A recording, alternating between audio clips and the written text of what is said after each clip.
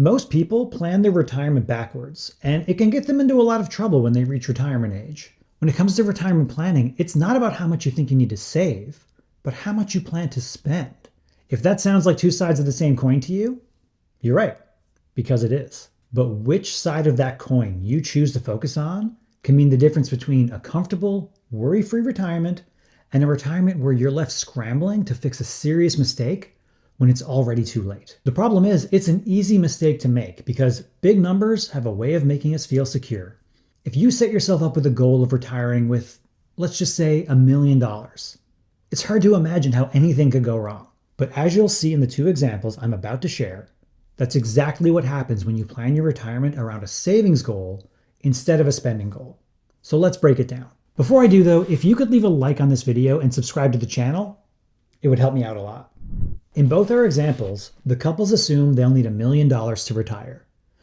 They're each 15 years out from starting their retirement, which is great because it gives them time to adjust their savings goal if they need to.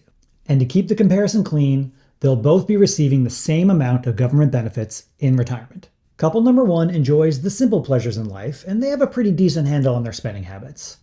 For them, $55,000 a year after tax in today's dollars would make for a comfortable retirement, and they figure $1 million should just about cover that. So let's put those numbers into the SafelySpend app and see what it tells us.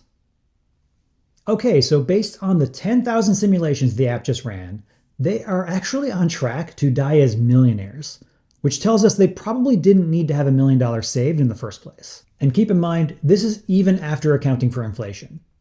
As you can see here, their $55,000 target turns into about $80,000 by the time they start their retirement. And 20 years into their retirement, it's increased to nearly $130K. But even with that ongoing increase, their savings still end up growing substantially in most outcomes. It turns out they really only need around $600,000 to enjoy the kind of retirement they're after. That's a full $400,000 less than they've been saving for. What's great about figuring this out now, with 15 years to go, is they actually have a couple of different options they can explore. They could stick to their savings goal of $1 million and just spend more money each year in retirement. Or they could start saving less, which leaves them with more money to spend now. But neither of those options really appeal to them since the truth is they just aren't big spenders. But there's a third option they hadn't considered until now: retiring sooner. If they stick to their current savings rate, they could actually retire a full 5 years sooner than planned, which I think most people would agree is a very welcome surprise. That's 5 more years of freedom they get to enjoy now, all because they took a step back from their savings goal and tested it against what they actually plan to spend in retirement. Now let's take a look at our second couple, who are more inclined to treat themselves from time to time and don't really track their spending too closely. In their case, $80,000 a year after tax in today's dollars should give them the kind of retirement they're looking for. So let's see how that fares with $1 million in the mix. Not good. The odds are heavily favored for them to run out of their savings way too soon. So clearly $1 million was not the right idea here, and they'll need to save more. They don't love the idea of having to save more because that means cutting into their spending today. But they also don't really want to spend less in retirement. After a light budgeting exercise, they determined that they can get that $1 million goal up to just shy of $1.3 million. So they plug that into the SafelySpend app and hope for the best. Okay, so now it looks like 67% of the time things work out, but a third of the time there's still a chance they could run out of their savings too soon. Understandably, they don't love those odds.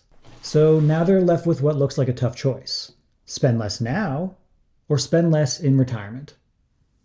But just like last time, there's a third option available, which they hadn't considered before.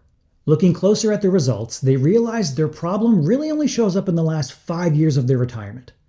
So they come up with a backup plan: selling their home late in retirement and downsizing to an apartment. And that did it. Using their home equity in those last 5 years gave their odds of success the boost they were looking for. And what's great about this is they don't actually have to commit to selling their home. Most scenarios work out just fine without them having to take that step. But at least now they know the option is there if they need it. So there you have it, two very different couples who each made the common mistake of focusing on a retirement saving goal that really did seem like the right amount. Thankfully, they tested that against their spending goal when there was still time to adjust and get their retirement plan on the right track. One couple wound up gaining an extra 5 years of retirement freedom, while the other managed to stick to their higher spending goal by discovering a backup plan they could have easily missed if they hadn't run their numbers through the SafelySpend app. If you want to try running your own retirement numbers, head on over to SafelySpend.com to learn more and get started. That's it for this video. There are more of these on the channel and still more to come. So be sure to subscribe if you want to keep learning, and I'll see you next time.